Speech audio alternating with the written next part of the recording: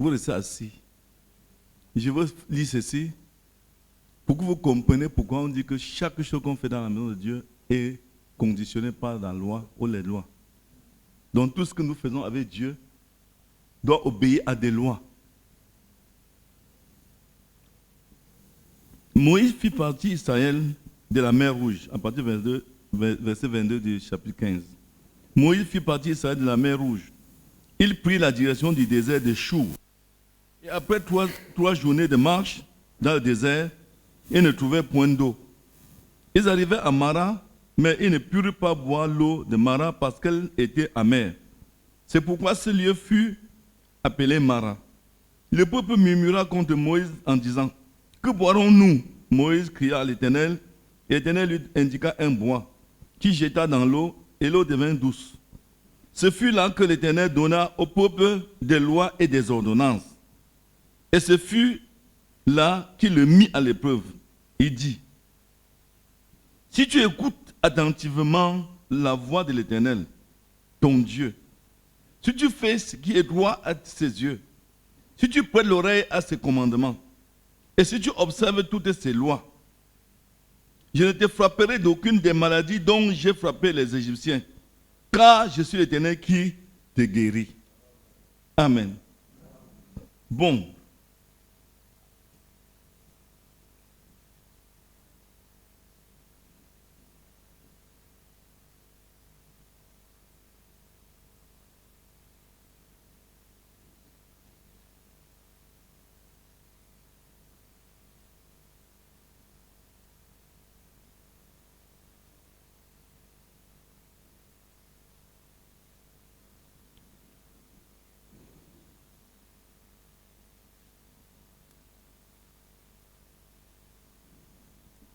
Je veux vous expliquer donc maintenant une chose qui est très importante dans la parole de Dieu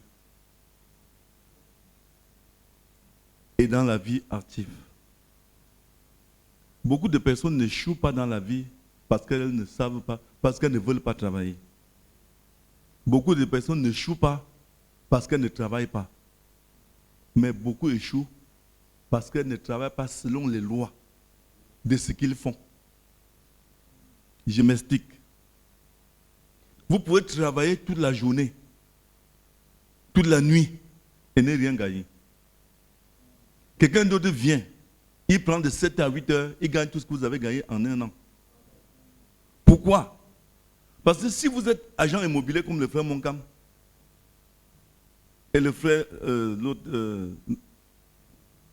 Eman Samuel, qui sont des agents immobiliers, ce travail est régi par une loi propre à lui. Vous allez suivre ce sermon, mais pas peut-être aujourd'hui, parce que je voudrais vous faire comprendre pourquoi on parle de loi. Parce que lui, il parle, mais je voudrais vous faire comprendre ça. Je dis bien, une maman qui a un champ, qui cultive les arachides, une autre qui a un champ, qui cultive les mêmes arachides, on leur donne 2 kilos d'arachides de même semences, dans la même superficie de champ, avec les mêmes engrais et tout, aussi des engrais, elles sèment. Il faudrait que pour que les deux aient la même récolte, que les deux obéissent à la même loi. Et les arachides pour pousser ont une loi. C'est-à-dire que pour que les arachides poussent sur un sol, il y a une loi. Si tu n'obéis pas à cette loi, tu n'auras pas une bonne récolte. Pour que tu sois un bon chrétien, il y a les lois qui régissent la vie dans le christianisme. Si tu es un commerçant, vendeur de savon, pour gagner beaucoup de clients et faire beaucoup de bénéfices, il faut que tu t'asseyes d'abord. Comme Jésus a dit, quand tu vas en guerre contre un pays, tu t'assois, tu fais le calcul pour savoir si les armes que tu as peuvent vaincre ton ennemi. Et si ça ne peut pas le faire, tu dois demander la paix. Donc, tu dois t'asseoir et dire, quand je veux vendre le savon, quelles sont les lois qui régissent la vente du savon? Il faut que tu saches que le savon doit être de bonne qualité. Il doit bien mousser et laver très bien. Ainsi de suite. Quels sont les types de clients à cibler? Ce sont des lois. Mais les gens ne considèrent pas ça comme loi. C'est pour ça ici que dans le livre de Genèse, chapitre 15, Israël a parti de l'Égypte jusqu'à la mer Rouge sans loi. Sans aucune loi, sans aucun commandement, sans aucune ordonnance. Dieu ne les avait rien dit de ce qu'ils devaient faire pour gagner les grâces de Dieu. Ils ont quitté la mer Rouge jusqu'à l'eau de Mara. Une eau qui pouvait être potable, ils ont trouvé ça amer. Ils n'étaient pas toujours sous la loi. Dieu ne les avait rien dit. Mais maintenant, quand ils se plaignent parce que l'eau est amère, Dieu donne une loi. Que pour que tu n'aies plus de problèmes, tu dois prêter l'oreille à ma voix. Tu dois faire ce qui est bien aux yeux de Dieu. Et tu dois observer tous les commandements de Dieu. Voilà les 3 choses que Dieu a données déjà aux eaux de Mara pour que ces gens aient constamment ce qu'ils veulent. Oh, le docteur Pierron Gomat, lui, il parle de la prospérité. Bon, nous ne parlons pas de prospérité comme étant de l'argent, mais comme étant une vie dans laquelle l'homme est heureux et bénéficiant des grâces de Dieu. Bon, maintenant, nous sortons dans cette vie heureuse une petite partie qu'on appelle l'argent. Comment gagner de l'argent facilement, sans se faire du mal. Comment gagner de l'argent selon Dieu. Et ainsi de suite. Il y a 17 lois pour gagner de l'argent étant chrétien. Or, maintenant, la loi elle-même, c'est quoi? Ce sont des règles établies par une autorité ou bien par une personne pour régir, pour organiser la vie, ou bien ce sont des règles qui régissent la vie dans une société. Par exemple, nous disons que pour qu'un homme soit premier de sa classe, il doit être à l'école tous les jours pour connaître toutes les leçons. Il doit étudier tous les jours ces leçons-là et faire des exercices. Il doit obéir à tout ce que le maître demande de faire. C'est une loi. C'est ça qu'on appelle la loi. Par exemple, pour que tu reçoives le véritable baptême du Saint-Esprit dans l'église, tu dois avoir une église, un pasteur, et tu dois faire tout ce que la Bible demande de faire dans une église. Parce que le baptême du Saint-Esprit est aussi conditionné par l'obéissance à tout ce que Dieu a prescrit. Tu dois payer les dîmes, les offrandes, tu dois visiter les frères, tu dois être fier des frères, tu dois prier pour les frères, prier pour ton pasteur. Ce sont des lois qui conditionnent le véritable baptême du Saint-Esprit. Parce qu'on va vous dire, si tu fais ceci, si tu as le Saint-Esprit, c'est faux. Il ne s'agit pas d'aller en bourse prier. Non, monsieur. Il y a une loi qui régit la vie dans une église pour que vous ayez l'esprit qui vient du ciel. Or, si Dieu a dit une chose, tu ne dois pas la soustraire. Tu la soustrais, tu auras le Saint-Esprit moins quelque chose. Et c'est pour ça que tu seras obligé de passer par la grande tribulation pour être purifié. C'est pour cela que quand on dit aux gens de ne pas manquer l'église, ils disent qu'on veut qu'on remplisse nos églises. C'est pour toi-même. C'est une loi divine. Frère Branham dit, tu dois être à ton poste de devoir tous les jours. C'est pour cela que beaucoup de gens ici n'ont pas le baptême du Saint-Esprit. Pourquoi? Parce qu'ils n'ont pas suivi le pasteur. Et sur le pasteur, se suivre Dieu. Parce que Dieu a donné le programme au pasteur, ce n'est pas au diacre. Et c'est maintenant le pasteur qui ordonne le programme. Et maintenant, vous allez voir que... Bon, attendez. Je vais vous rendre un petit témoignage. À Yachua Tabena, il y avait la Saint-Boc qui avait un cancer. Il dit ça parce qu'elle est délivrée de ça. Cette femme-là était à toutes les réunions de Yachua. Quand mon frère jumeau est décédé, elle est venue ici, elle était la seule à dormir ici. Tout ce qui concernait Jésus dans le ministère de son pasteur, elle est là. Finalement, Dieu l'a délivré du cancer dernièrement. Elle faisait même les cultes avec nous les vendredis ensemble pour chercher la délivrance. La sœur Shekam avait aussi une maladie pareille. Partout où son pasteur était, elle était derrière lui. Un jour, il y avait une convention à Yachua.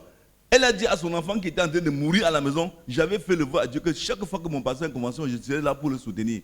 Je serai là. Mon enfant, si tu veux rester mourir, me laisse mourir. Je me suis engagé quelque part. Elle est partie. Dès qu'elle est arrivée là-bas, le Saint-Esprit est sorti de la chair, un bout de feu, tourner dans la salle, tourner dans la salle, sortir, venir dehors, entrer dans son ventre, enlever le cancer.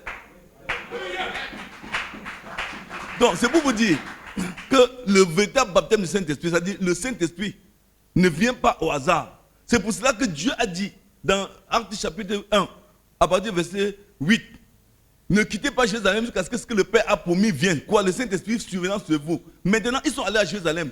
Ils sont restés là où il avait dit. S'ils avaient quitté un seul jour la chambre haute pour aller chercher à manger avant de revenir, ils auraient raté le jour. Parce que Dieu ne les avait pas dit au jour, il a seulement dit restez là, ne bougez pas.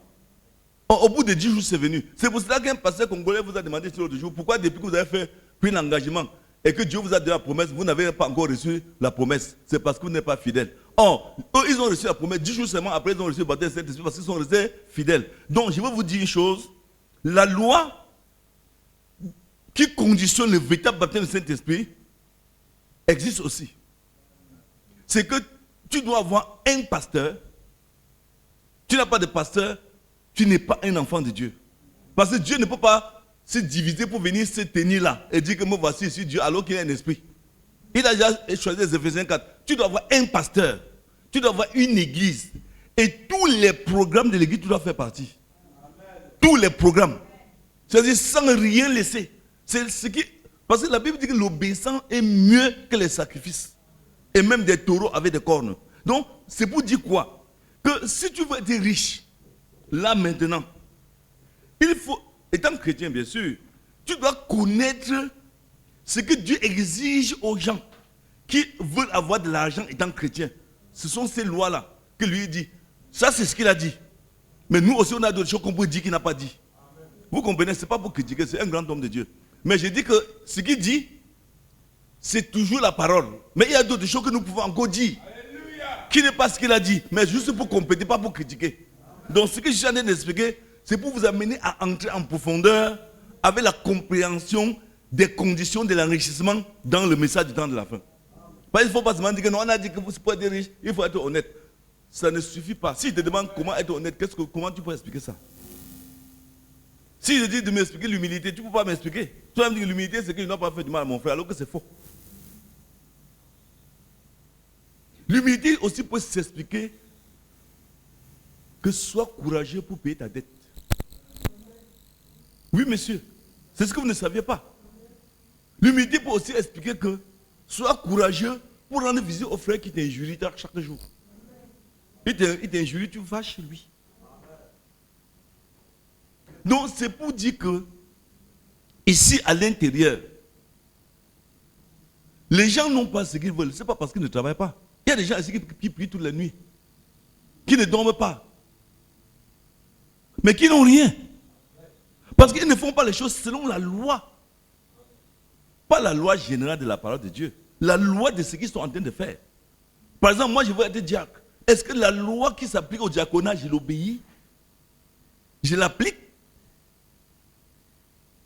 Je veux être une bonne épouse. Est-ce que la loi qui régit le mariage, l'union entre une femme et un homme, je suis prête ou prêt à me soumettre? C'est ça qui fait le succès. La loi, l'obéissance à la loi. Oh, je veux me marier, je n'arrive pas. Est-ce que tu t'es soumise à la loi qui conditionne les fiançailles, qui conditionne la vie de manière que chaque frère qui te voit aspire te prendre comme épouse? Ce sont des lois. Donc là, pour avoir de l'argent, il y a des lois que tu dois appliquer à ta vie. Et ça va te donner plus que ce que tu attendais. C'est pour ça que Salomon avait compris. Salomon avait compris le piège qui était là-dedans. Et il a discerné ça, il a appliqué et c'est pour ça qu'il est devenu riche. Parce que Salomon, en demandant la sagesse à Dieu, connaissait que la sagesse lui donne la longue vie.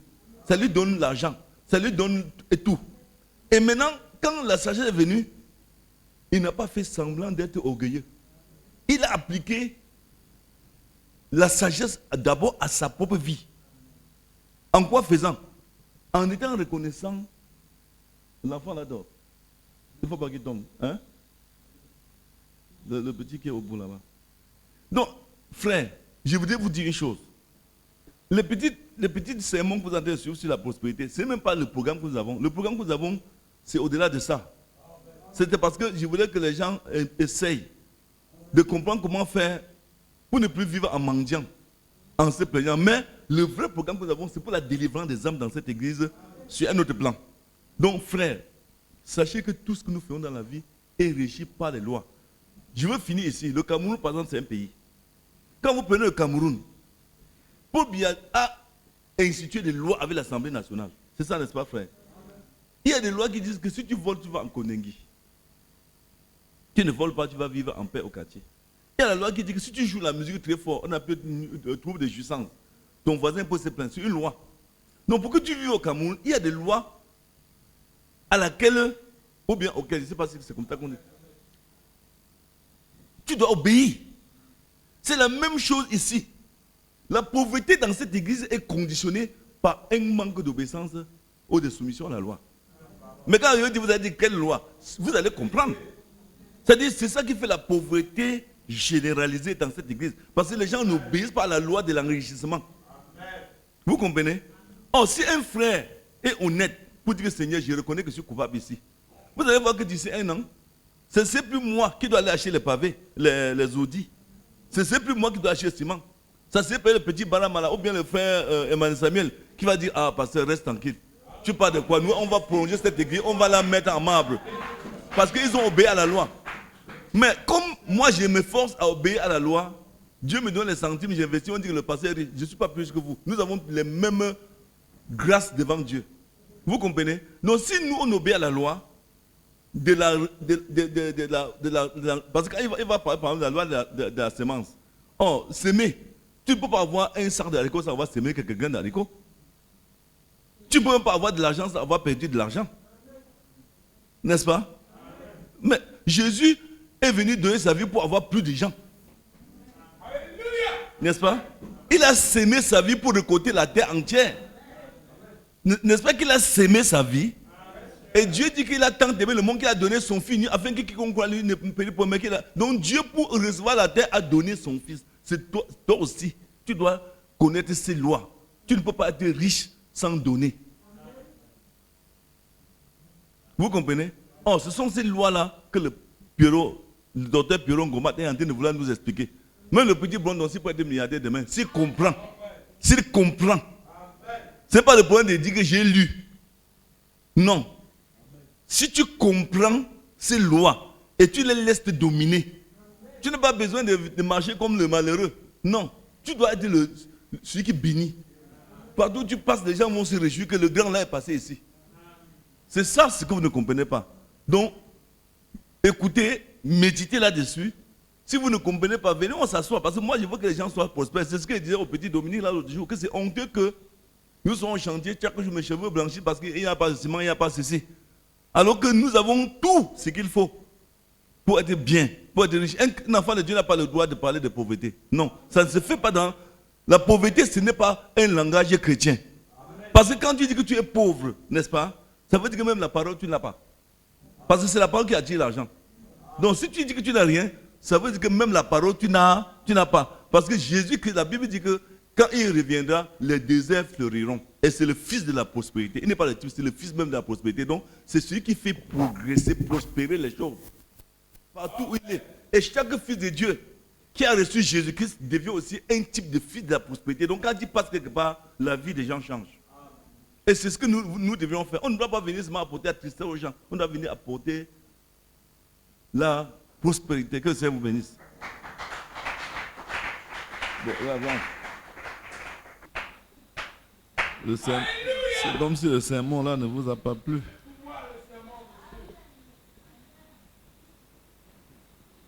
Bon, je voudrais un peu parler quelques secondes. Je disais ici tout à l'heure que tout ce que nous faisons dans la vie est régi par la loi. Pas la loi de ce que nous faisons, ou bien tout ce que nous faisons dans la vie est régi par des lois. Et la loi, c'est l'ensemble des règles ou bien des ordonnances qui régissent la vie dans une société. J'ai pris un exemple tout à l'heure. Si tu es commerçant, tu es un vendeur de maïs, il y a une loi attachée à cela pour pouvoir faire fortune ou bien être prospère. Parce que vous voyez que lorsque Israël est sorti du pays d'Égypte, il a marché sans loi, n'est-ce pas? Jusqu'à ce qu'ils atteignent le mont Sinaï. Et quand ils sont arrivés au mont Sinaï, Dieu, voyant comment le peuple allait de gauche à droite, il a appelé Moïse à la montagne Et il lui a donné des lois, des ordonnances, des commandements pour pouvoir guider le peuple jusqu'à la terre promise. C'est la même chose avec nous. Si nous voulons avoir de l'argent, nous devons appliquer la loi qui régit l'argent dans le corps de Christ. N'est-ce pas? Il y a une loi qui régit, qui permet à celui qui a été prédestiné à avoir de l'argent, parce qu'il y a beaucoup de choses qu'il a dit là, que les gens ont parlé, que les gens ont compris ça simplement comme ça. Déjà, ce n'est pas tout le monde qui sera riche. N'est-ce pas? Alors, il faut s'assurer que vous êtes dans le programme de Dieu pour l'enrichissement. Et là, vous appliquez la loi de l'enrichissement pour avoir ce que vous voulez avoir. Donc, je disais que, frère, il faut que nous sachions que tout ce que nous faisons dans la vie est régi par une loi ou par des lois. Un homme et une femme qui vivent ensemble, ils veulent prospérer. Ils veulent procréer. Tant que les deux n'appliquent pas la loi de la procréation, ils n'auront pas d'enfants. N'est-ce pas? Ce n'est pas moi qui dis, c'est la parole de Dieu qui dit. Donc,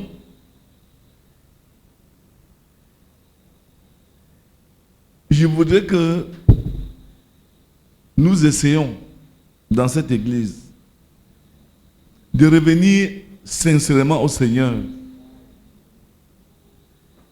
afin qu'il puisse à travers nous bénir son peuple.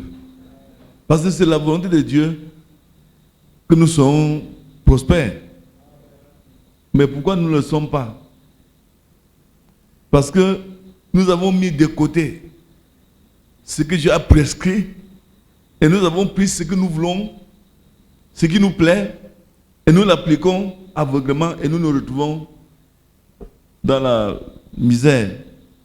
Donc moi je disais que ce n'est pas normal qu'on vienne aujourd'hui, on trouve une église comme la nôtre, où il n'y a pas d'homme qui puisse parler avec autorité quand il y a une question financière. Frère Branham en son temps avait compris ça. Il avait vu que beaucoup de frères faisaient une spiritualité aveugle. Et c'est pour cela qu'il s'est tourné vers les hommes d'affaires. Parce qu'il comprenait qu'avec les frères en Christ, de son église, il ne pouvait rien faire. Parce que les gens lisent la Bible, ils écoutent la parole de Dieu, mais ils appliquent autre chose. Le sermon de Frère Ngomba même, je n'ai pas suivi. Je n'ai même pas écouté son sermon. Moi, j'ai dit juste ce que je pense que nous pouvons faire pour pouvoir être heureux pendant que nous servons Dieu. Dieu ne nous a pas appelés à la misère. Dieu ne nous a pas appelés à la pauvreté. Il a dit qu'il a un projet avec nous. Et le projet qu'il a avec nous et sur nous, c'est un projet de bonheur. Afin que nous ayons quoi? La vie et de l'espérance. Donc Dieu, lui, il sait que tous ceux qui sont appelés à le suivre sont déjà prospères. Pourquoi? Parce qu'ils appliquent son esprit, ils ont reçu son esprit et à travers son esprit, ils peuvent avoir tout ce qu'ils veulent dans la vie. Parce que ce n'est pas le Saint-Esprit que Dieu a fait tout ce que vous voyez là dehors. Oh, c'est ça que Salomon a reçu. La sagesse que Salomon a reçue, c'était le Saint-Esprit aujourd'hui. Donc, bien aimé, je voudrais simplement vous dire ceci. N'écoutez pas seulement, ne prenez pas seulement des notes, mais essayez d'expérimenter ce que vous avez écouté. Parce que, je ne sais pas, il a parlé de beaucoup de lois. Il a parlé de quelle loi et quelle loi? Oui. C'est quoi la loi de la semence, si tu as bien suivi?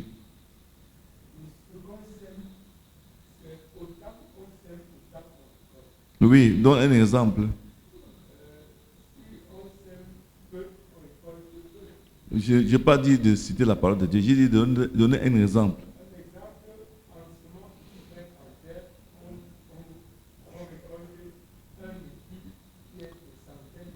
Est-ce que tu peux appliquer ça à la vie de cette église?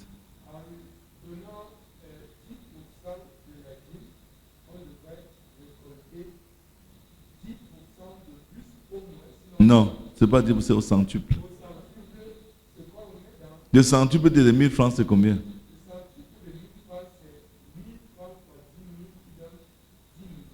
Non. Le centuple de 1000 francs, c'est combien, frère Samuel?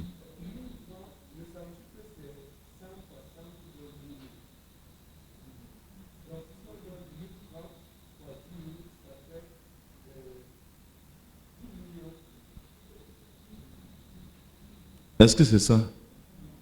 Hein? Les mathématiciens de l'église, là, est-ce que c'est ça? Si j'ai 5000 francs,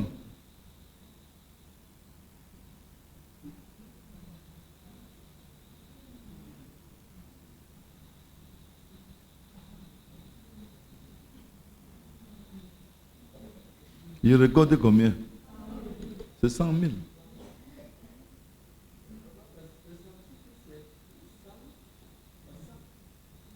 Non, 100 fois ce que tu as semé. Oui. Ce n'est pas que tu vas multiplier 100 fois 100 fois ce que tu as semé, non. Le centuple, je crois, enfin, c'est ce que moi je pense. Le centuple, c'est 100 multiplié par ce que tu as semé.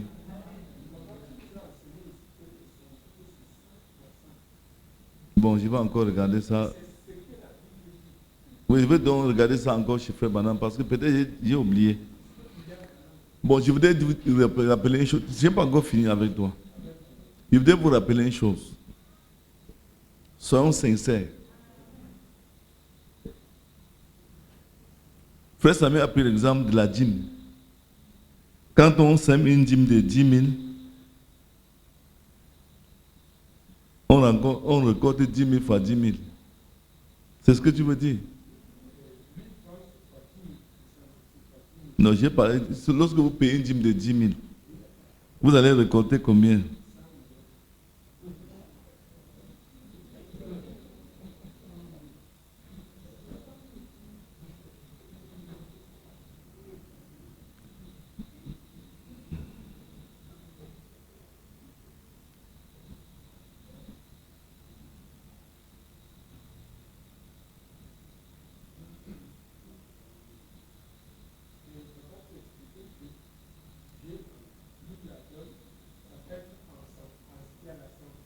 Non, non, je ne crois pas que j'ai dit comme ça.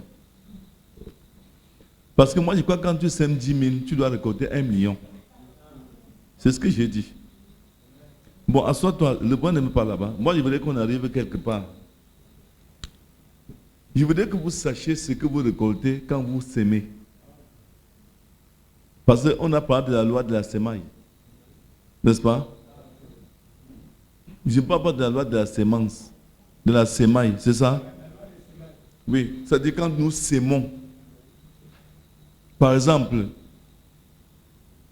un frère veut se marier. Tu viens à son mariage avec un sac de riz. Tu as payé ton sac de riz à 25 000.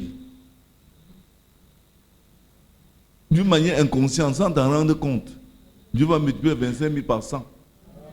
Il va te le restituer. Peut-être quand tu as une maladie et tu n'as pas de l'argent, peut-être quand ton fils serait bloqué quelque part, peut-être, je ne sais pas comment, il peut ne pas te donner ça en espèces. Il peut te donner ça en connaissance. Il peut te donner ça en discernement. Ça dépend. Est-ce qu'on se comprend?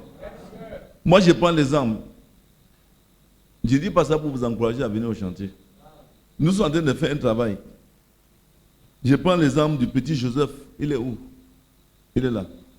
Il travaille dans une société. Mais il prend l'engagement de manquer le travail de la société pour venir travailler au chantier. Alors c'est ça qu'on appelle la croix. Parce qu'il y a des gens qui viennent à l'église, ils croient que tout ce qu'ils font, Dieu va les récompenser. Pour ça, c'est faux. J'ai déjà pris un exemple. Il a dit, il était assis devant le trône. Et il voyait les gens mettre l'argent dans le trône de Dieu. On appelle trône, c'est trône, n'est-ce pas? Alors, il a vu une femme qui avait mis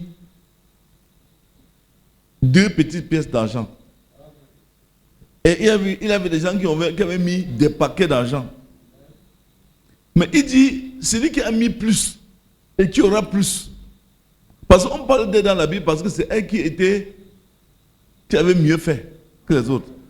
Or, Dieu a regardé dans l'économie des 2 types de personnes. Il a constaté que la femme avait donné l'essentiel de ce qu'elle avait. Mais l'autre avait donné le superflu de ce qu'il avait. Qui sera le plus béni? Celui qui a donné l'essentiel. Bon, nous revenons en arrière. Il y a des frères ici, comme les frères Dominique par exemple, les frères Aubin, les frères Sénier, les frères Brandon, tout ça, qui travaillent au chantier. Ce sont des enfants qui ont d'abord des petites choses qu'ils font. Même comme le frère Tsagé, il a ses petites livraisons qu'il fait, il abandonne. Il vient au travail sans qu'on les invite. Moi, je n'ai pas appelé individuellement quelqu'un ici. Je suis en train de prendre un exemple. Parce qu'il ne faut pas que demain, quand vous êtes pauvre, vous dites que vous étiez dans une église avec la malédiction. Il n'y a pas de malédiction ici. C'est vous-même qui êtes la malédiction de l'église. Donc moi, je dis qu'un frère qui a son activité, il décide de lui-même d'arrêter son activité ou bien par révélation. Il vient dire, bon, c'est l'œuvre de Dieu. Je ne peux pas abandonner ça parce que j'ai un programme. Vous n'allez pas venir vous comparer à lui. N'est-ce pas? Quand vous le faites seulement quand vous êtes libre, ou bien un dimanche soir ou un samedi soir, non, ce n'est pas la même chose. Donc, c'est parce que nous ne comprenons pas ça que nous n'évoluons pas.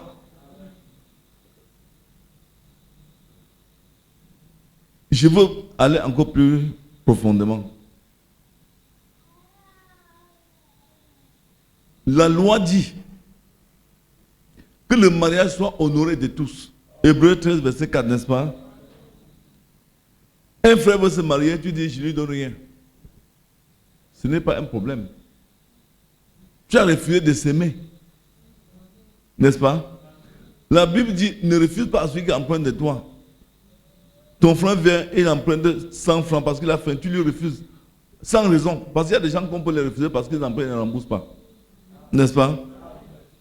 Mais comment Dieu peut te multiplier? Parce que je voudrais que vous sachiez que même jusqu'aux sœurs qui sont dans l'église, qui sortent, parce que j'ai vu Monique venir ici. Je ne dis pas ça pour que vous veniez avec la nourriture ici. Moi, je suis en train de prendre un exemple. C'est pour ça que j'ai dit qu'il applique ça à l'église. Pour que les gens comprennent mieux. J'ai vu la sœur Monique venir ici avec la bouillie et le pain. Quand je lui ai vu venir, j'ai compris son sacrifice. J'ai compris que ça, c'est une femme qui souffre énormément. Elle n'a même pas d'économie, n'est-ce pas? Mais elle s'est battue pour venir avec la bouillie et le pain. Mais si elle le fait de bon cœur, frère, ne nous mentons pas. Dieu la récompensera. C'est pas ça. Quand vous venez par exemple dans l'église, vous trouvez que dans l'église, un frère a un problème. Et que vous avez peut-être vos économies de 1000 francs à la maison. Vous vous privez d'un projet pour venir en aide aux frères. Dieu ne manquera pas de récompenser cela. Donc moi je voulais vous rappeler une chose. C'est que la misère dans une église comme celle-ci, la première cause de la misère et de la pauvreté dans une église, c'est la désobéissance à la parole de Dieu. Parce que tu peux donner 100 000 francs à quelqu'un et Dieu ne te récompense pas. Parce que Dieu a donné des lois pour bénir ton frère. Il a dit quand tu donnes 100 francs à ton frère, que la main droite ne sache pas ce que la main gauche fait. Que la main gauche ne sache pas ce que la main droite fait. Mais quand tu me donnes 5 000 et tu cours au quartier et dis je viens de donner 5 000 francs au pasteur, tu n'as plus rien. Tu as déjà été récompensé par les gens qui ont entendu ce que tu as dit. Vous voyez un peu, c'est une loi, n'est-ce pas? C'est Dieu qui l'a dit, c'est pas moi. Bon, donc moi je disais que quand on regarde dans les églises pentecôtistes, pourquoi ces gens sont prospères? Ils ont constamment de l'argent, ils chantent des voitures, ils ont de belles maisons. Et chez nous, là où il y a la parole, il n'y a rien. C'est parce que nous avons la parole, mais nous ne l'appliquons pas à notre vie. C'est pour ça que dans le livre d'Apocalypse, au verset 8, il y a quelque chose que les gens n'ont pas encore compris. On arrivera là-bas. La Bible exige que ce petit livre, qui est le message du temps de la fin, nous, on doit l'avaler. On doit l'avaler, donc on doit manger cette parole-là. Et quand on va la manger, ça ne serait pas facile de la vivre. Donc c'est pour ça qu'il dit, quand il parle de la loi de la sémence ou bien de la sémaille, frère, tu ne peux rien avoir dans la vie sans un sacrifice. Tu ne peux rien avoir dans la vie sans dépenser. Parce que je vois, il y a des frères dans l'église qui se comportent comme s'ils étaient dans un pays où il n'y a que ses ennemis là-bas. Ils sont dans l'église, même pas de bonjour. Il y a des travaux, ils passent là, ils regardent les gens qui font des travaux comme des extraterrestres. Et moi, je vous rappelle très bien que quand Dieu va commencer à vous récompenser avec votre mauvaise attitude, ne venez pas me dire de vous délivrer. Parce que je n'ai pas les 2 derniers là pour vous. C'est la vérité, hein. C'est-à-dire que je n'aurai pas les 2 derniers pour vous. Vous savez pourquoi? Parce que frère Madame dit que si Dieu met la malédiction sur quelqu'un, et un pasteur ose enlever cela, il rendra compte à Dieu.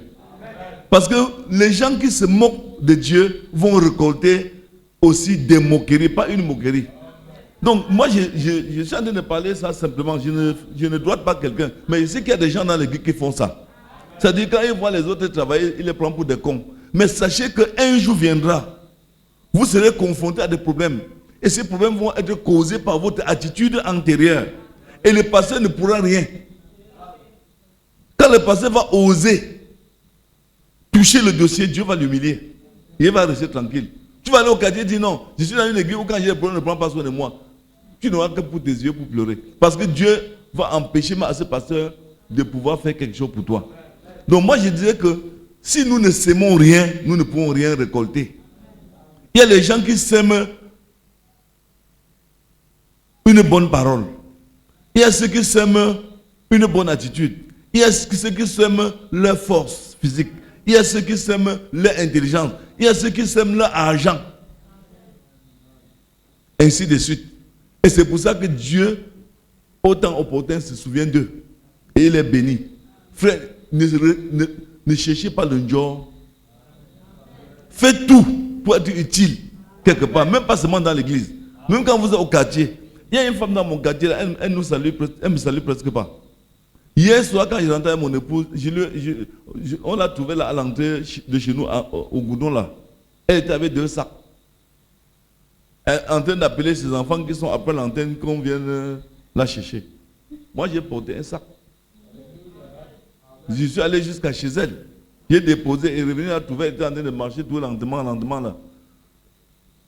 Oh, dans mon cœur, je ne l'ai pas fait pour qu'elle soit reconnaissante.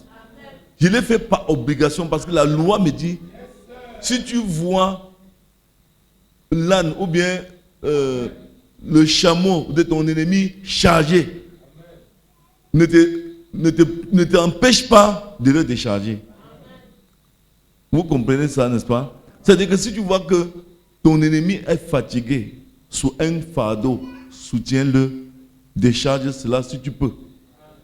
Tu ne dois pas dire non, tel jour, il m'avait fait ceci, je ne peux pas me mettre à l'heure. Non, tu dois laisser ça et obéir à la parole de Dieu. Donc moi je dis que frère, là où nous sommes, quand un homme spirituel entre dans une église, il voit l'état de l'église et ce que les gens font. Il peut vous dire la cause, parce que c'est quoi un médecin? Il voit les gens malades, il dit que celui-ci est malade de telle chose, l'autre est malade de telle chose. C'est très facile. Je ne dis pas que automatiquement, quand on donne les choses, on reçoit aussi d'autres choses. Il y a la manière de donner. Parce que quand tu donnes selon toi, Dieu ne te récompense pas. Mais tu dois donner selon Dieu. Parce que 1 Corinthiens chapitre 13 nous a dit que l'amour, hein frère, que l'amour, quand tu fais quelque chose sans amour, tu es comme un airain qui résonne, comme une cymbale qui retentit. Donc, tu peux venir là, les gens sont en train de souffrir. Tu dis, frère, venez, on vient. Tu sors 100 000, tu dis, bon, partagez-vous ça. Et tu mets les mains dans la poche du monde. Frère, le frère là, il est très gentil. Quand il voit les gens avec le poing, il est toujours. Dieu ne te donnera rien. Parce que tu as donné ça sans amour. L'amour consiste à garder le commandement de Dieu. Donc, si tu veux aider quelqu'un, aide-le comme la parole de Dieu demande. Et le diable ne peut pas. Le diable ne peut jamais donner sans dire aux gens. Parce que ce que lui, il fait, il ne fait pas selon Dieu. Vous allez voir qu'il y a des gens ici dans l'église qui ne peuvent, au lieu de te donner l'argent en secret, préfèrent ne pas te donner. Il faut que quand il te donne, que tout le monde sache que c'est lui le parrain. Comme dans la drogue. C'est lui celui qui sauve. Mais je voudrais vous rappeler que quand vous faites ça, vous ne pouvez rien recevoir de Dieu. J'ai pris un exemple. Lorsque vous payez la dîme, comme la Bible demande, vous ne pouvez jamais être pauvre. Regardez un peu la veuve de Sarepta. Élie lui dit, va faire premièrement pour moi un petit pain. Ensuite, tu feras pour toi et pour ton enfant. Et alors qu'elle avait déjà dit à Élie qu'il me reste un peu d'huile, un peu de farine. Je vais aller faire 2 petits pains, n'est-ce pas? Amen. Pour moi et pour mon fils. Nous allons manger, après quoi nous allons mourir. Mais Élie lui dit non, ne fais rien pour toi d'abord. Fais d'abord pour moi. Ensuite, tu feras pour toi et pour ton fils. Donc, il savait qu'il avait éprouvé la femme. C'était un test. Pour voir si la femme donne par amour ou bien si elle donne parce que bon, il faut donner. L'amour demandait que la femme se prive de sa propre subsistance pour donner à l'autre. Voilà l'amour. Et c'est pour ça qu'elle a été récompensée. Si elle partait, elle faisait son pain, elle mangeait son fils. Après ça, elle venait avec pour Élie. La sécheresse devait la tuer. Mais elle a été bénie parce qu'elle s'est d'abord privée. C'est ça. Est-ce que ce n'est pas ça, frère? Donc c'est pour vous dire ceci. Ne contaminez pas l'église de Dieu avec les mauvaises habitudes.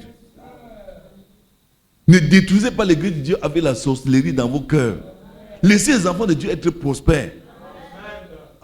Laissez les enfants de Dieu être prospères. Parce que les enfants de Dieu... Je vais donner des exemples. Quand le frère Nomo Roger est arrivé ici, ensemble, le petit là, il vendait les journaux là-bas au lac. Il était comme un petit fou, un petit villageois, je ne sais pas comment je peux expliquer. Il vendait ces petits journaux. Je passais tout le temps, je le voyais là. Le gars là, quand il me voyait, il fuyait, il se tenait loin à distance avant de me saluer. La façon qu'il me respectait, c'était comme il était devant le Seigneur lui-même. Mais il est venu trouver les sorciers ici. Les sorciers lui apprennent que je ne suis rien. Il peut me parler quand il veut. Avant ça, quand je voyais ce frère ensemble faire, je dirais qu'enfin j'ai des enfants. Il vendait seulement les journaux. Les journaux. Il ne gagnait même pas 3 000 par jour, mais tout ce qu'il avait, quand il rentre le soir, il fait une marmite de poissons. Les mangeurs mangent. Après, on le laisse pour aller manger encore dehors. Pendant qu'il dort. J'ai vu. Ils ont contaminé ce frère, si bien qu'aujourd'hui, il n'est plus que l'homme de lui-même. Et je vais te dire une chose, frère. Moi, j'ai profité sur toi ici dernièrement. Ce n'est pas parce que tu m'as donné l'argent, tu es rendu, non. J'ai profité sur toi à cause de ton passé, c'est-à-dire le cœur que je t'avais vu avoir. Mais tu risques de ne pas avoir ça parce que tu ne comprends absolument rien. Quand vous venez dans l'église, ne suivez pas les gens. Vous ne connaissez pas les qui sont avec vous. Et quand tu vois quelqu'un qui ne marche pas avec la parole, ce n'est pas toi de lui. Il n'y a pas de sentiment ici. Je vais prendre un petit exemple. Même ils sont ici à 3 que j'avais observé ça. Il y a le frère Emmanuel Samuel qui avait la même chose et le frère Dominique. Tous les 3 ont chuté. Pourquoi? Parce qu'ils ont imité les chichas de l'église. C'est-à-dire que tu viens dans l'église, Dieu te donne un don de libéralité. Attendez, je vais vous donner un exemple. Moi, par exemple, Si Dieu me donne un don de discernement, et quelqu'un vient me dire que tous les jours, on va voir le cinéma, le téléphone. Vous savez pourquoi je ne mets jamais WhatsApp dans mon téléphone? Parce que je suis un voyant. C'est ce que ne m'imitez pas seulement. Parce qu'un voyant ne doit pas voir autre chose que la parole. C'est pour ça que moi, j'ai dit, le pasteur Paoya m'a appelé hier pour dire que Victor, le mariage de l'enfant, c'est demain. Tu es où? Il ne peut pas m'envoyer un message WhatsApp. Il sait que je ne peux pas accepter ça. Parce que c'est une souris pour moi. Dieu m'a dit, pas de WhatsApp. Pas d'internet. Dieu m'a dit, je ne veux pas voir ça dans ton téléphone. Et tout le temps quand je mets ça dans mon téléphone, je pêche. Donc je dis donc que je ne mets pas ça dans mon téléphone parce que je suis un voyant. Un voyant ne doit pas avoir de distraction mondaine. Or, toi, Dieu te donne la liberté comme nom. Il dit que aussi longtemps que tu dois donner aux gens, je veux tout ajouter. Tu viens te dire que ne donne plus. Tu ne donnes plus, tu deviens aussi pauvre. Tu vois un peu? C'est-à-dire quand tu dis que non. On m'a dit qu'on ne donne plus. Maintenant, vraiment, c'est toi qui souffres. Ce n'est pas celui qui t'a dit. Parce que c'est ton don. Ce n'est pas pour lui. L'autre, son ministère, c'est le ministère de la chicheté. Ta part, c'est le ministère des données. Oh, quand il te fait vivre comme lui, tu deviens quoi? C'est toi qui pleures. Lui, il ne pleure pas. Ouais, frère, c'est la parole de Dieu. Hein? Il dit que je vois comment les gens vivent dans cette église. C'est-à-dire, ils viennent, au lieu de suivre Dieu, ils suivent les autres. Tel frère fait comme ça, moi aussi je fais comme lui. Frère, tu es perdu. Amen. Tu es perdu. Parce que je veux vous rappeler que là où je suis, quand le Seigneur m'a appelé, mon frère jumeau a publié dans toute la famille que je suis perdu. Il lit les bouts de papier dans la chambre. Il fuit le robe et rentre au Gamou, il dit que Dieu m'a appelé, Dieu m'a appelé. Si je l'avais suivi, lui-même il serait en enfer maintenant. Parce que c'est parce que j'ai persévéré que Dieu l'a sauvé par moi, selon Actes 16, verset 31. Si j'avais suivi Étienne, dans ce dit, ma maman ne serait pas au ciel, ma petite soeur ne serait pas au ciel, mon grand frère ne serait pas, lui-même il ne serait pas. Sans compter ceux que Dieu m'a donnés, qui ne sont pas de ma famille. Donc c'est pour dire que quand vous voulez faire quelque chose dans votre vie, vous avez, en tant que chrétien, 2 personnes à écouter, pas 3. La 3e personne, c'est par révélation. Les 2 premiers ne sont pas, c'est pas par révélation, c'est par obligation. Il y a Dieu, il y a le pasteur. La 3e personne, c'est si Dieu te dit, et il faut être sûr que c'est Dieu qui t'a dit. Parce que les gens ne savent pas que tu peux passer la journée à dire que, ouais, comme j'ai le problème, c'est j'ai même honte de voir le pasteur. J'ai quelqu'un dans l'église, je vois, il ne parle pas. Il est trop calme. Si je vais chez lui, je parle avec lui, il peut me donner un bon conseil. La nuit, tu rêves que tu étais chez lui.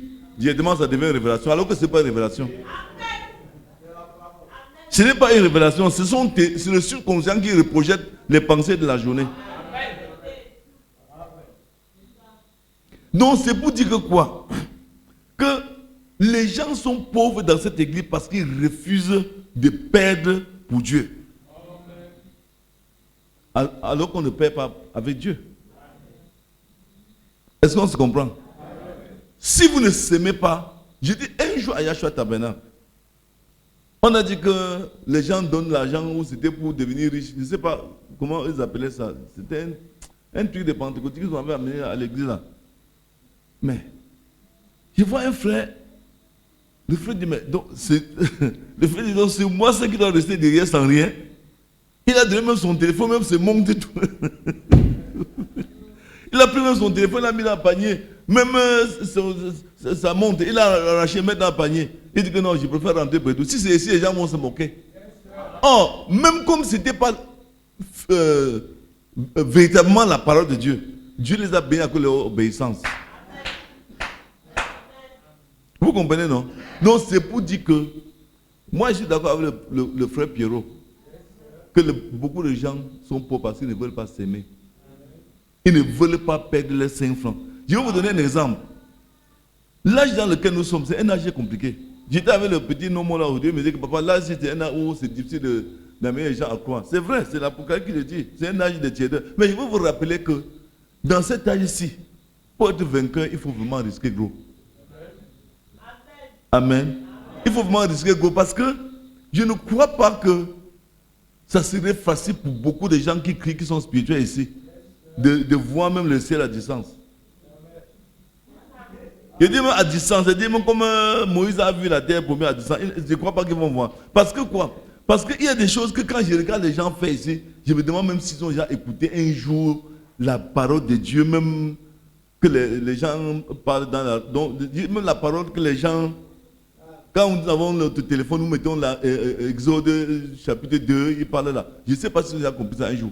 Parce qu'en réalité, frère, Dieu nous a appelés ici, c'est pour le servir. Le but pour lequel c'est pour servir Dieu. C'est-à-dire les gens sont tellement compliqués, difficiles. Quand on dit même vivre ensemble, c'est compliqué pour eux. Parce qu'ils ont peur qu'en vivant avec quelqu'un, je peux lui acheter un pain, je peux lui acheter un gâteau. Frère, faites attention. Faites très attention. J'ai pris l'exemple de 3 frères ici. Quand je les voyais faire au début, ils étaient prospères. Depuis qu'ils ont commencé à suivre le rythme de l'église, ils sont plus malheureux que ceux qui les ont donné conseil. Parce qu'ils ont rencontré les gens dans leur nature. Vous voyez un peu? Dans leur nature. J'ai pris, il y a tant d'exemples dans cette église. Comment je vois les frères de Yahshua Tabena prospérer à cause de leur attitude à l'égard de la parole de Dieu. Les gens ne comprennent pas. Le petit frère qui vient d'épouser la fille du pasteur Baouya, le frère Ndjela, c'est un pauvre frère de l'église qui n'a rien. Ses parents ne sont même pas dans le message. Mais qu'est-ce qui se passe? Le garçon qui a épousé la première fille du pasteur Baouya, la première fille qui s'est mariée, pas la première de naissance. Je vais vous expliquer le témoignage même du gars et de sa famille. Il avait fait le bac plusieurs fois. Il ne passait pas le bac. Je crois que c'était le bac le probatoire. Et sa famille avait décidé de l'envoyer en Gaoundéré là-bas.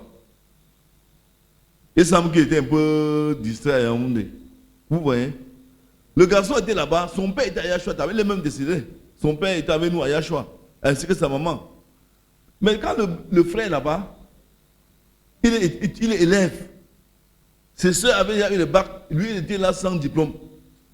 Ou c'était le probatoire, le bac. Voilà le pasteur Kalombo et le frère Témomo et tout ça. Ils étaient de la délivrance. On les a envoyés en Gaoundéré pour le pasteur qui était mort là. Il y a un pasteur Bamieke qui était mort là en Gaoundéré, qui était mort ici. Il était passé en Gaoundéré. Il est mort du diabète, quelque chose comme ça. Alors ils sont allés là-bas pour la délivrance dans cette église. Ils semblent qu'arriver là-bas, rien n'a marché. Le pasteur, je ne sais pas ce qui s'est passé. Eux, ils n'avaient même plus 5 francs. Donc ils n'avaient plus l'argent de transport même pour rentrer à Yaoundé. Le frère donc a rencontré les pasteurs dans la désolation. Il dit, mais pasteur, moi ici là j'ai ma pension. C'est ma scolarité. Moi je préfère vous donner tout ça. Les pasteurs ont voulu discuter, le gars est parti prendre toute sa pension, toute la scolarité de l'année. Il a remis entre les mains du pasteur Kalombo. Pour qu'ils payent les hôtels et tout ça, il mange, il rentre. Merde. Le gars a fait ça. Il semble qu'il a même trimé cette année-là à cause de ça. Longtemps après, le gars veut se marier. Ça tombe qu'il doit épouser la fille du pasteur Baouya. On ne comprend pas par quel mystère. Parce que le gars, quand il était jeune, il avait seulement lancé une parole, un jour je vais t'épouser. Mais quand le gars veut se marier, le pasteur Baouya avait déjà refusé beaucoup de prétendants. Mais dès que le gars s'est pointé, l'affaire s'est arrangée, bien qu'il y a eu beaucoup de discussions entre lui et sa femme. Mais voilà comment Dieu récompense la fidélité de quelqu'un. Or, le jour qu'il remettait sa scolarité, ses parents n'étaient pas d'accord. Parce qu'on pouvait dire, mais comment un pasteur peut prendre la scolarité d'un enfant comme ça pour payer son hôtel et payer son transport et l'enfant paye l'année scolaire? Si c'était vous, le calculateur de cette église, c'est ce que vous devez dire. Mais voilà le frère là. Le chalet qu'il a fait au Dja. Je ne vois pas quelqu'un dans le message qui a fait ça ici. Il m'a même contacté pour ça, pour faire les décorations. C'est un chalet terrible. Il est au Canada, il a épousé la deuxième fille, parce que Baouya. Toutes les autres filles qui sont en train de se marier vivent chez lui. Non, c'est pour vous dire que quoi? Sont partis par lui. C'est pour vous dire quoi? C'est pour vous dire que la souffrance dans cette église, j'ai déjà remarqué, c'est trop de calcul. Comment un frère peut travailler 100 000 francs? Il a 100 000 en main, c'est un bénéfice. Pour payer la dîme, il va payer la dîme 5 000. Il sait bien que c'est 10 000 francs, mais il paye d'abord 5 000 au Seigneur. Attends. Mais frère, tu ne peux jamais être béni. Parce que quand tu vas revenir payer les autres 5 000, tu vas ignorer que ce n'est pas seulement 5 000 que tu devais payer. Tu devais payer plus de 1/5, non 20%. Or, comme le diable est tellement subtil, il va te faire payer que les 5 000 là. Et chez Dieu, tu n'as jamais payé. C'est comme ça que tu restes dans la pauvreté tous les jours. Il y a des gens dans cette église-ci qui disent aux autres que on construit, ils ne peuvent même pas se mêler à ça. C'est leur église, c'est leur maison. Ne vous faites pas appauvrir par ces gens. Frère, je dis toujours, si vous n'avez rien semé, n'attendez rien. N'attendez rien. C'est pour cela qu'un jour, vous allez voir que Dieu viendra. Comme il dit, des deux qui sont dans un lit, un sera pris, l'autre laissé. Des deux femmes qui sont en train de mourir le grain dans le mortier, une sera prise, l'autre laissée. Dieu va prendre quelqu'un ici que tu n'avais jamais imaginé, qui va être ton patron. Il va te faire être son valet de chambre. Et ce n'est pas parce qu'il veut, c'est parce que Dieu veut que tu sois là-bas pour comprendre ce que ça veut dire se moquer de Dieu. Donc, ce que j'ai, ce que tu as, c'est pour Dieu. Tout ce que nous avons, c'est pour Dieu. Il y a même une chose que Dieu vous dit. La Bible dit de faire part de tous vos biens à vos enseignants, à vos conducteurs. Oh, faire part, c'est quoi? C'est pas que tu vas venir me dire que j'ai déjà 200 000 dans mon compte. Non. Tu dois venir, on partage ça ensemble. Mais qui ici peut faire ça? Qui peut avoir le courage de dire que, pasteur, je gagne 150 000 par mois. Au-delà, en dehors de mes dîmes de 15 000, il va encore te donner 20 000. Qui peut le faire ici? Personne. Et Dieu n'a élevé que ceux qui obéissent à la parole de Dieu. C'est des calculateurs, c'est pour ça qu'ils souffrent. Oh, le baptême du Saint-Esprit que vous voyez là, c'est l'obéissance à tout ce que je suis en train de parler. Hein. C'est pas que tu vas choisir quelques petits versets qui te plaisent, tu appliques ça à ta vie et puis tu sors avec les épaules carrées, tu dis que tu as le Saint-Esprit. Non, c'est difficile. Il dit, tu feras part de tous tes biens.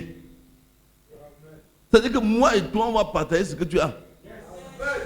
Regardez un peu. Me voici. Hein? Je prends un exemple simple.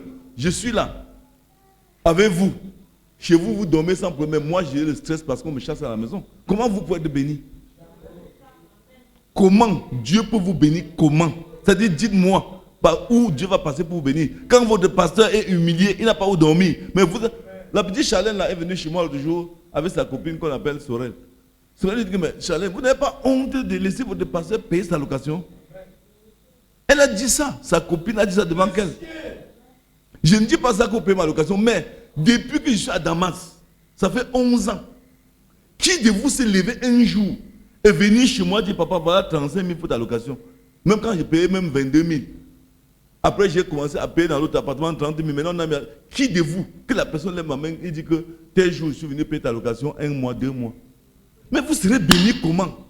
Vous êtes chez vous, vous êtes bien logé, vous dormez sans problème. Mais celui qui vous enseigne la parole n'arrive pas à dormir parce que le bailleur veut le sortir de la maison. Comment vous aurez la force pour l'onction? Je prends l'onction pour vous nourrir. Je ne dis pas ça pour que vous donnez votre argent, non.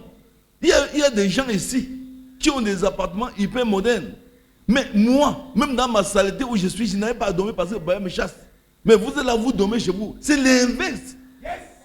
Comment l'âme de Dieu peut entrer ici et te bénir comment? Il va commencer par où pour te bénir par comment? Imaginez-vous que Jésus marchait avec Pierre, Jean, Jacques, Matthieu et tout ça.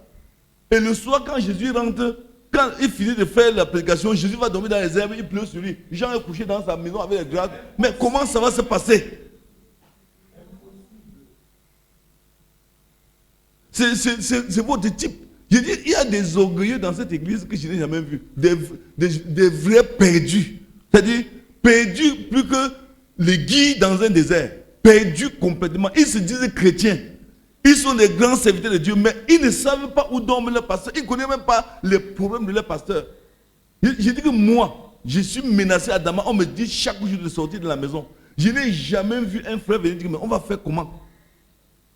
Oh, ce n'est pas la mendicité, c'est un droit que l'église doit le faire. Oh, vous attendez que j'ai des bénédictions, frère. Ce n'est pas possible. Moi, parfois, j'ai même pitié de vous. Je me dis que, mais Seigneur, ces gens-ci, Je ne sais même pas s'il y a un enfant de Dieu ici. Ils font ça et même d'autres viennent me demander encore l'argent. Je donne, ils prennent. Mais oui, monsieur. C'est ça la condition de cette église-ci. Misère, souffrance, les pleurs, le stress, l'angoisse, la dépression. C'est ça le problème de cette église. Parce que ce que vous devez comprendre, c'est que quand vous n'avez rien, je dis bien que l'appartement où je dors, il y a très peu de frères ici qui peuvent accéder à louer ce genre de maison. La douche où je vais m'asseoir chaque jour, la plupart des gens qui louent les maisons ici ne peuvent pas accepter de vivre là-bas. Parce que c'est sale. La plupart d'entre vous là ne peuvent pas accepter. Et vous tirez votre vie de moi. Frère, c'est une honte pour vous. Quand vous venez même dire que vous êtes chrétien ici, j'ai pitié de vous. Allez dans la parole de Dieu, regardez. Quand David avait seulement un peu soif de l'eau du puits, on appelle ce puits-là quoi là? Frère, on dit que les jeunes frères qui accompagnent David ont préféré risquer leur vie pour faire environ 50 km. Frère Madame parle entre 45 et 50 km pour trouver de l'eau pour David. Et quand ils sont revenus avec cette eau, David a dit que vraiment, il ne peut même pas la consommer à cause du risque que ses enfants ont pris. Je vais dans l'église de Frère Jean-Paul, je comprends les petits enfants. Le petit garçon a dit, je suis couché dans la chambre en train d'écouter ce qu'ils disent dans l'église quand il prie à 18h là, donc il se rencontre pour prier. Il dit que les besoins de notre pasteur sont des ordres pour nous, des petits enfants. Et tous les petits enfants là ont eu les bacs. Bien-aimés, vous ne savez même pas pourquoi vous venez ici. Si vous saviez pourquoi vous venez ici, vous ne serez pas là à misérer comme vous misérez. Regardez une église. Les jeunes frères n'arrivent pas à se marier. Ils n'arrivent pas à trouver un bon travail. Ils n'arrivent même pas à porter un habit décent. J'avais des costumes ici que ma petite m'a envoyé de vendre. Et que je n'ai même pas trouvé deux qui ont été capables de payer le costume chez moi. Si vous portez un costume, c'est les trucs qui sont là à Mokolo. On a jeté par terre sur la bâche, on va à 100, 150, c'est ça qui est ramassé pour venir ici. Et je vous rappelle toujours, frère, que c'est très mauvais. C'est très mauvais. Quand vous vivez comme ça, ce n'est pas la parole de Dieu.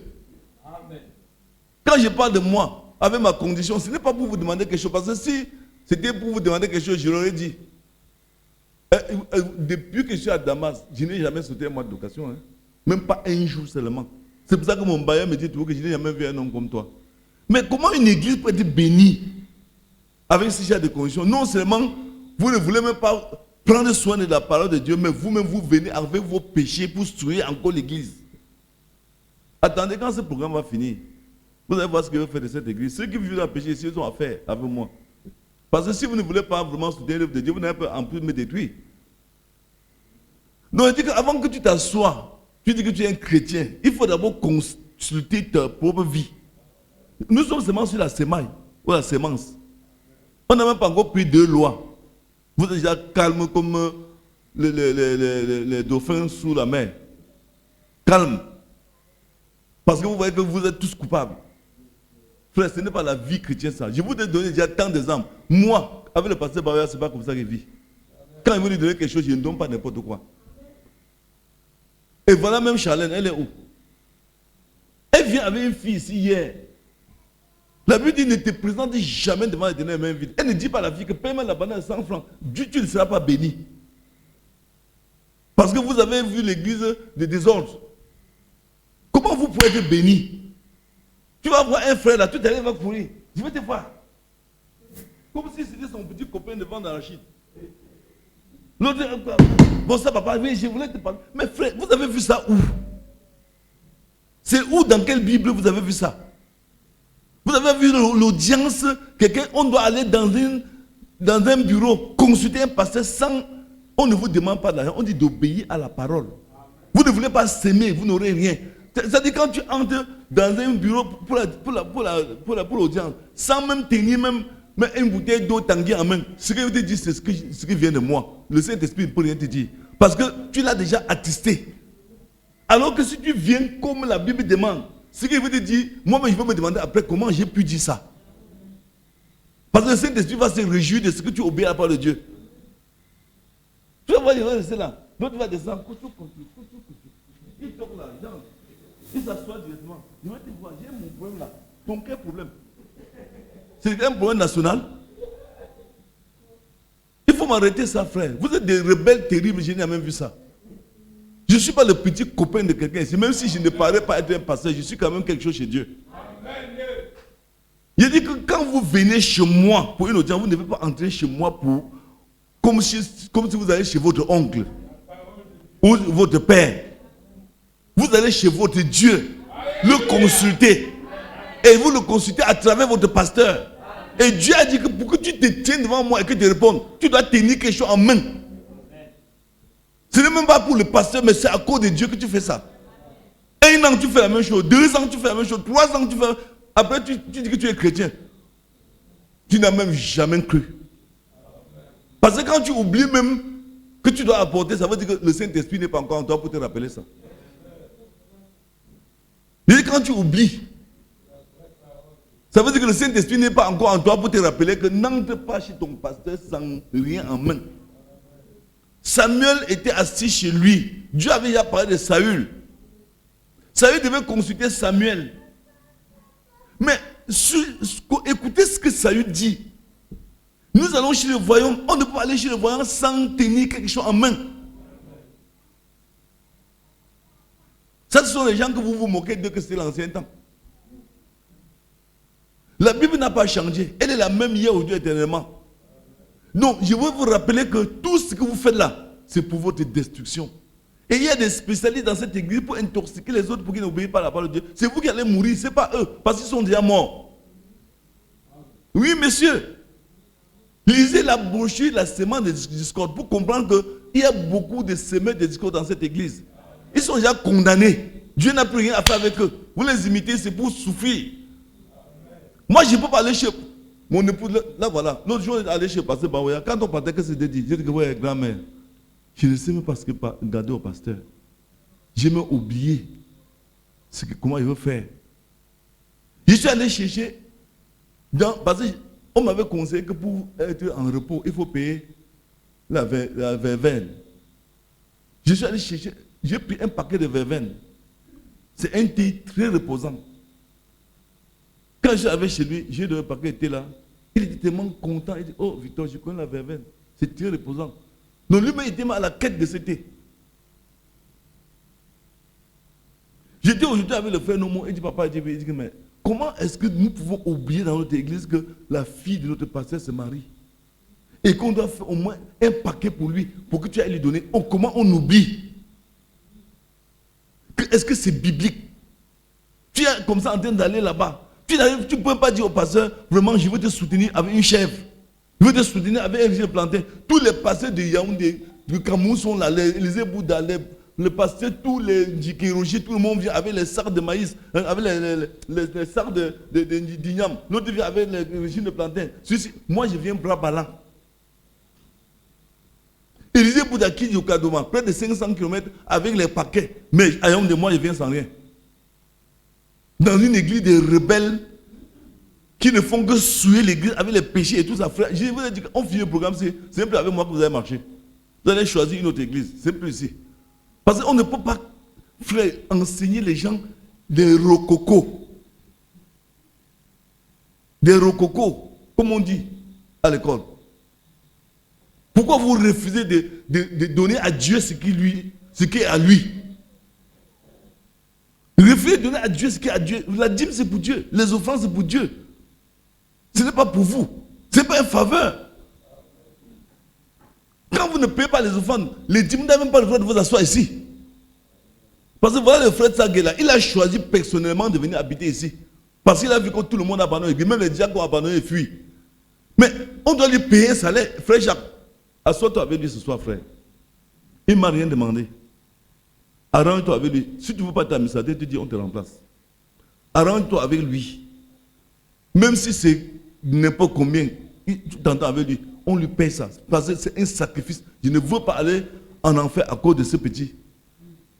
Parce qu'on doit lui payer quelque chose. C'est un droit. Il n'a rien demandé, mais frère, faites attention. Même vous là, qui venez dire, non, c'est Dieu, tout ça. Vous croyez qui garde cette église?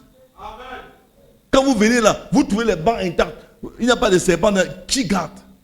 Vous avez à penser qu'en venant ici, un jour pour lui acheter un sac de riz, ou bien lui garder un pull vert pour le froid, ou même une couverture. Frère, soyez moins égoïste.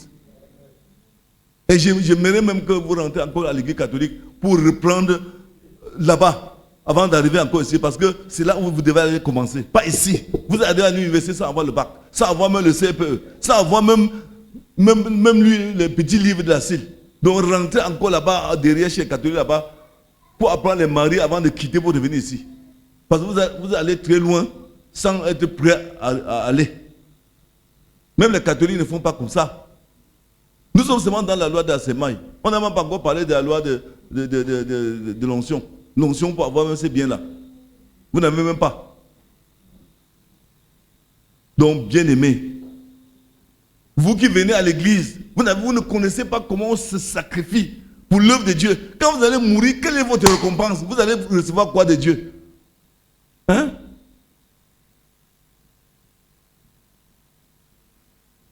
Mon ami, avec-moi le téléphone là. Donc, je voudrais vous prier que essayez d'imiter ce qui est bien. Essayez d'imiter ce qui est bien. N'imitez pas les mauvaises choses. Imitez ce qui est bien. Quand je vois même les frères qui sont en train de construire l'église, c'est l'église qu'on est en train de construire. Parce que vous êtes en train de dire, c'est votre église qu'on est en train de construire. Ce n'est pas une maison d'habits, c'est votre église. Voilà les enfants qui passent, ils sont dans le froid là-bas en plus depuis hier pour couper les arbres, les aubins et tout ça. Mais il y a certains là qui montrent qu'ils s'en foutent. Ce n'est pas un problème. Il y a un dicton dans le monde que celui qui dit qu'il s'en fout, c'est parce qu'il n'a encore rien vu. Donc je voudrais vous prier, bien-aimés. Nous pouvons être tous prospères dans l'église. Amen. Nous pouvons être tous prospères. Si bien que dans chaque maison, il y a tout ce qu'il faut. Nous pouvons être tous prospères, si bien qu'il n'y a pas de nécessité ici. Mais il faut revenir à la parole de Dieu.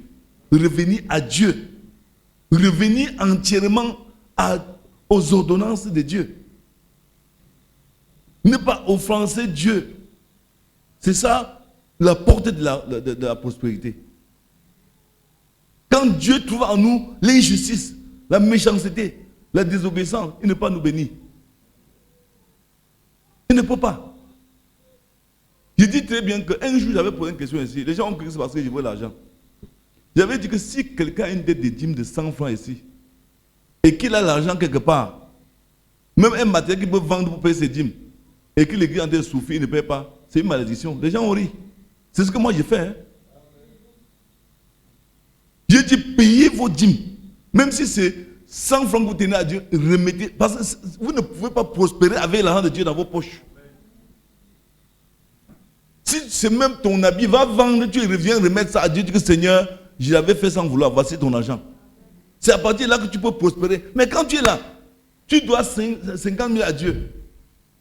Tu ne peux pas payer. Mais Dieu va t'ajouter comment? Hein? Tu es là, ton frère a faim, tu te mords de lui. Parce que tu as plus que lui. Mais mon frère, est-ce que Dieu est fou? Dieu va t'appauvrir. Apprends que je ne peux pas manger chez moi quand je sais qu'un frère a faim. Bon, moi je crois que ce qui est pas là, c'est Mohamed qui dit.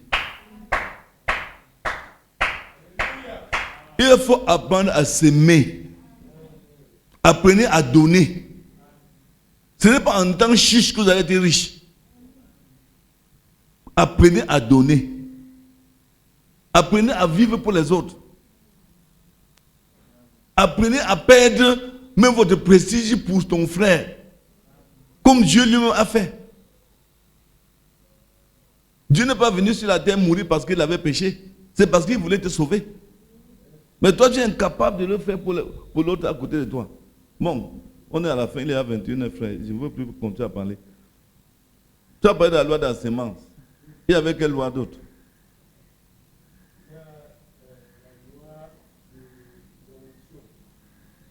Oui. Qu'est-ce qu'il a dit?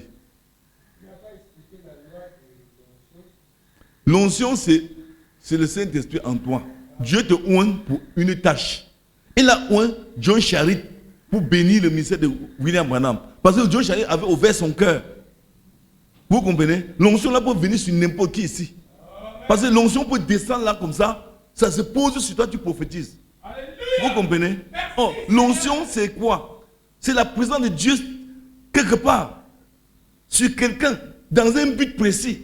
Peut-être qu'ici, il y a un démon qui tourmente l'église. Le pasteur lui-même ne peut pas. L'onction tombe sur un frère. Le frère se lève et il fait bon, je ne dis pas que c'est biblique, mais c'est un exemple. Hein? Donc, Dieu peut voir que dans cette église-ci,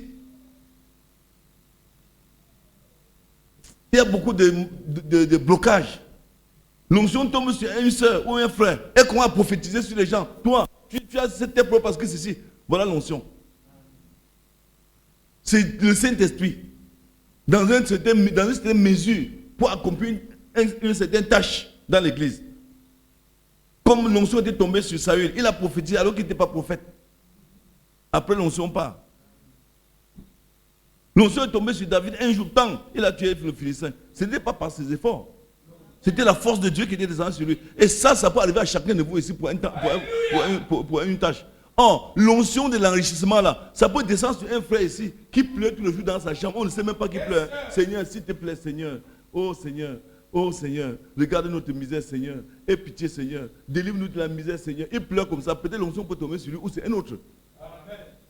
Un jour, Dieu dit non, il y a trop de pleurs dans cette église. J'ai entendu, il y a trop de pleurs. Descendons voir quand même ce qui se passe. Il vient, il trouve que franchement, les gens là, ils veulent faire quelque chose, mais ils n'ont pas l'argent. Nos campagnes d'évangélisation sont bloquées, tout est bloqué. Dieu vient, il met l'onction peut-être sur Brandon ou bien sur je ne sais pas qui. Et la personne se lève comme ça, on dit que mais qu'est-ce qui se passe? Il peut mettre ça sur un enfant de Dieu, ou bien sur Seine, ou bien sur Aubin là, ou bien sur Calais, je ne sais pas qui. Et on voit directement le frère se dégager comme ça, on dit que mais qu'est-ce qui se passe? Un temps, deux mouvements, il est directeur, il est ministre, il est ceci. Tout ça pour accomplir une tâche. Mais on va alors prendre ces personnes où? Puisque quand on va te donner ça, tu vas quoi dire que ma mère a trop souffert sur moi. Amen. Mes petits frères ne mangeaient pas bien. L'église là, ils veulent prendre mon argent. C'est ça votre philosophie. Tu connais le pasteur là, il va manger tout l'argent là. Hein. Frère, ne le fréquente plus trop. Alors que c'est pour l'église qu'on l'a donné, pas pour ta famille.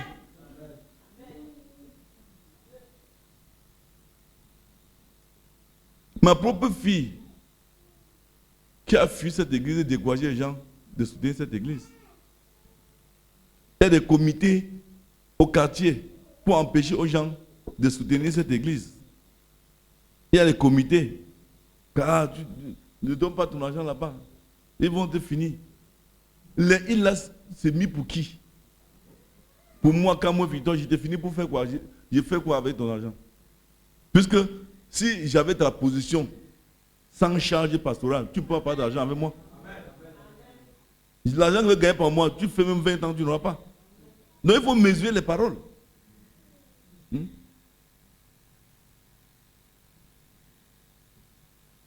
Donc l'onction là, tout le monde ici veut ça.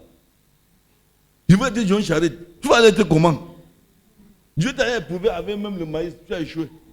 Le maïs, ça coûte 100 francs l'épi, tu as échoué. Oui, il t'a éprouvé avec le maïs, il t'a éprouvé avec ta chambre où tu dors, tu as échoué. Tu n'avais pas dormi dans ton lit avec un franc, qu'est-ce qu'il manque pour dormir? Tu vas être John Charit comment? Dis-moi, il y a quel frère ici qui loge quelqu'un? Il y a quelle soeur ici qui loge quelqu'un? Il y a les gens ici qui ont les maisons de 5 chambres, il n'y a aucun frère étranger chez eux. Ils ne peuvent même pas permettre. Je dis dans cette église-ci, qui dans cette église loge quelqu'un? Il n'y a que tes pour Jacques. Dites-moi, s'il y a un frère ici qui loge un autre frère parce que le frère ne sait pas où aller, il n'y en a pas.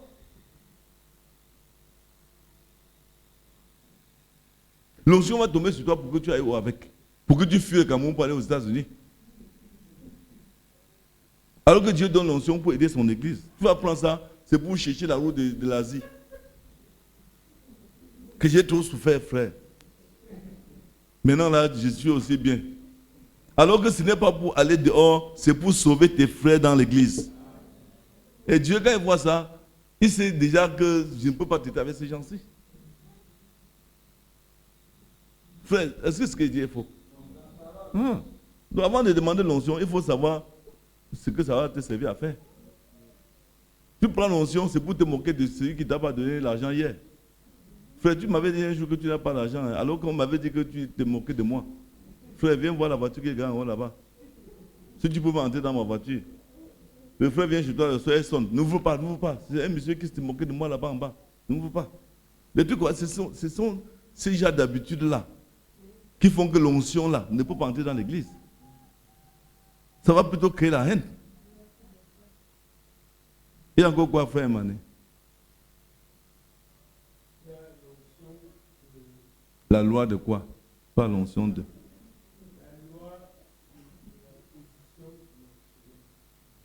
Ça, c'est pas biblique.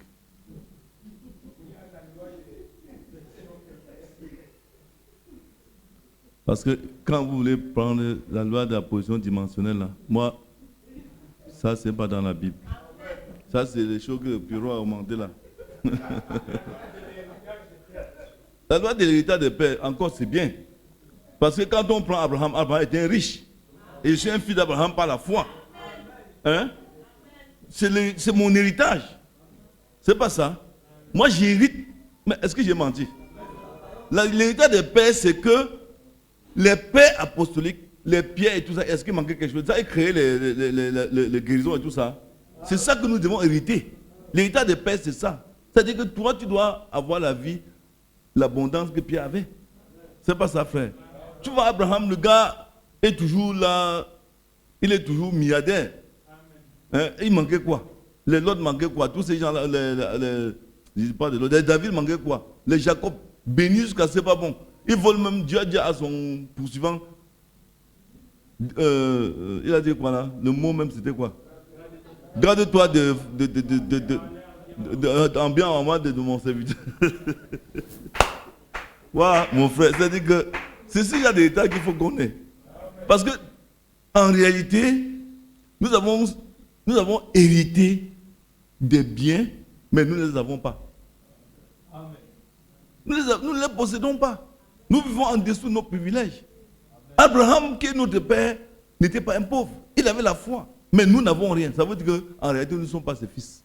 Ou bien si nous sommes ses fils, nous manquons d'avoir sa foi.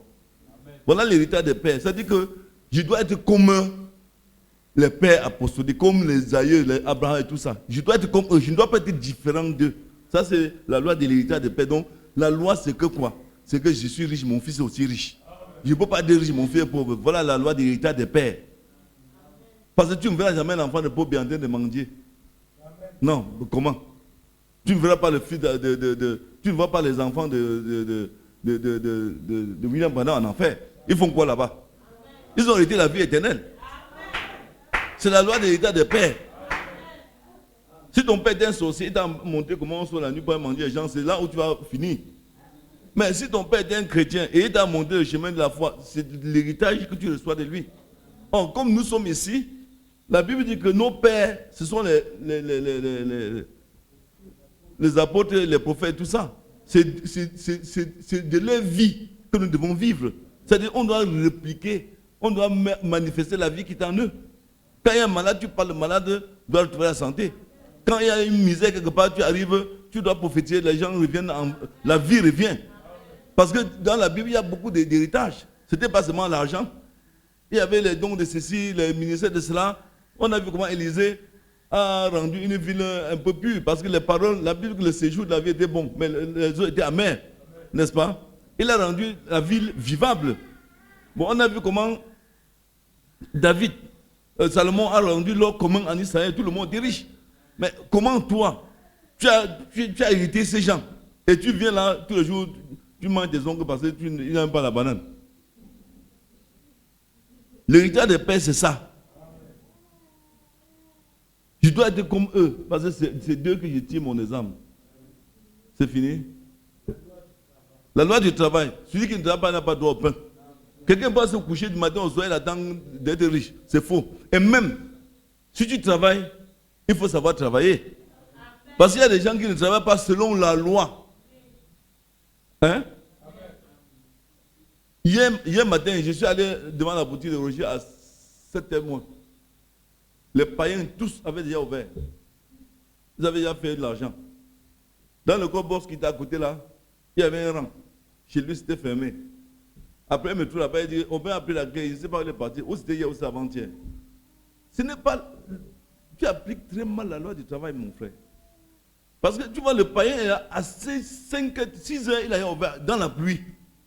Parce qu'il veut que les premiers clients en sortant du quartier font le transfert chez lui. Toi, tu es encore chez toi pour laver ta figure parce que tu crois que tu es déjà sauvé. Non. Non. Le travail, la Bible dit, et elle est catégorique. Le travail produit de l'abondance. Si tu n'as pas le travail, tu ne peux rien avoir. Et quand on a dans le livre d'Ecclésiaste ici, ça va nous rendre seulement fous s'il faut lire tout ce qui est écrit là-dedans. C'est que Dieu dit du travail. Parce qu'un homme qui ne travaille pas ne peut rien avoir. Tu n'auras rien. Et ce travail-là, tu dois savoir quoi travailler. Dieu doit te révéler ce que tu dois faire. Et quand il te révèle, tu dois être attaché à lui. Et en plus, même dans le travail-là, il faut appliquer la parole de Dieu pour prospérer. Tu ne dois pas te donner du sommeil. Il dit un peu de sommeil. Et qu'est-ce qu'il dit dans le Proverbe?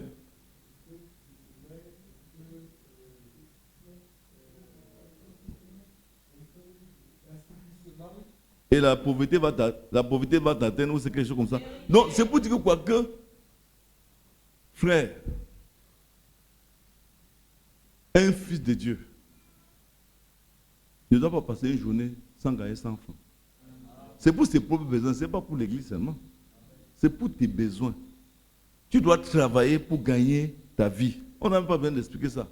Bon, je crois que c'est fini, n'est-ce pas? L'intégrité. Un homme intègre, c'est quelqu'un qui ne change pas. Aujourd'hui, tu peux être un homme honnête, demain tu es un malhonnête, non. Un homme intègre, c'est quelqu'un que, quand il fait quelque chose, il reste fixe dans ce qu'il fait. Il ne peut pas être aujourd'hui un bavard, demain il n'est plus bavard. Un intègre, c'est quelqu'un qui est stable, qui ne change pas. Il dit qu'il vend peut-être les marmites. Tous les jours, tu viens trouver les marmites. Ce n'est pas qu'il va vendre les marmites aujourd'hui, demain il vend les éponges, après demain il vend les chemises, non. Il est intègre dans son affaire. Il est intègre dans son caractère. Il est intègre dans sa vie avec Dieu. Il est intègre avec ses partenaires d'affaires. Si bien que les gens vont rendre témoin de lui, quand je donne mon argent ici, je viens, je le retrouve comme j'ai donné. Parce qu'il est intègre. Si tu n'es pas intègre, qui va te faire confiance? C'est la loi de l'intégrité. C'est une obligation pour être riche. Tu n'es pas intègre, tu n'as rien. Si tu ne peux pas vivre de manière à ce que les gens te font confiance, tu ne peux pas être riche. L'intégrité, ce n'est pas seulement de ce côté, même dans l'application même du système du travail. Quand je parle que Roger ouvre tantôt à midi, tu viens parfois, tu ne le trouves pas là. Il est sorti, il est où, on ne sait pas. Il n'est pas intègre dans ce qu'il fait. Un client de retraite de 500 000 ne peut pas dire tous les jours que quand il va le trouver. Donc ce gars-là est ballotté. Hein? Il doit être intègre de manière quand quelqu'un sort chez lui pour aller chez Roger et qu'il sache qu'il veut le trouver là. Je dois le trouver là. Pas qu'il vient, on dit qu'il est sorti, j'attends 10 minutes, il ne vient pas. Demain, je reviens, je le trouve. Non, tu n'es pas intègre, frère. Même dans l'église, ton travail tu dois être intègre par rapport à ton engagement envers Dieu. Ce n'est pas que tu dis que je vais être diable. Demain, tu viens, pas, après tu viens. Même comme lui-même, Roger, il est chante, il n'est pas chante. Il n'est pas intègre. Donc il faut même qu'on te parle de la délivrance. Oui, parce que je ne comprends pas. Ce n'est pas seulement dans sa boutique, même dans la louange ici, il est en train de devenir un genre. Ou c'est des sorciers qui le mangent déjà, je ne sais pas. Parce qu'un enfant comme ça qui a un grand don de chant, mais il devient paresseux, tu ne comprends rien. Et ce n'est pas qu'il ne veut pas chanter. C'est comme s'il y a quelque chose qui ne va pas. Ou bien les gens lui ont déjà injecté les mauvaises paroles. Ne chantez plus pour aider les gens là. Comme ils font. Ou bien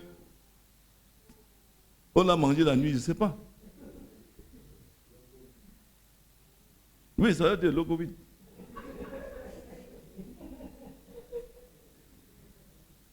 Mais vous riez quoi, mon frère? Est-ce que je suis en train d'inventer quelque chose ici? Ce n'est pas moi qui ai écrit les 17 lois de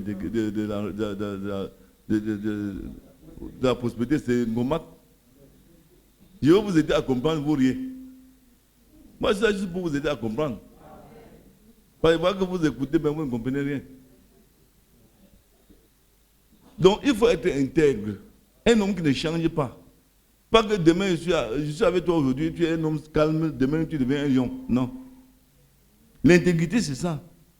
Bon, frère, quoi qu'on peut arrêter ici. Hein? J'espère que vous avez suivi. Que le Seigneur vous bénisse. Frère, prélevez les offrandes.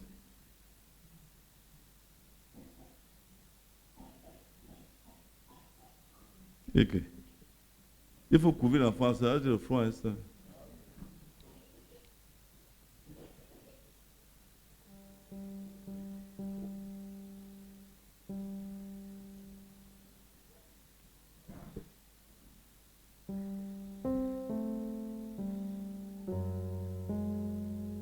Frère, s'il ne veut pas faire, viens même ici, je donne ma part avant que tu rentres là-bas.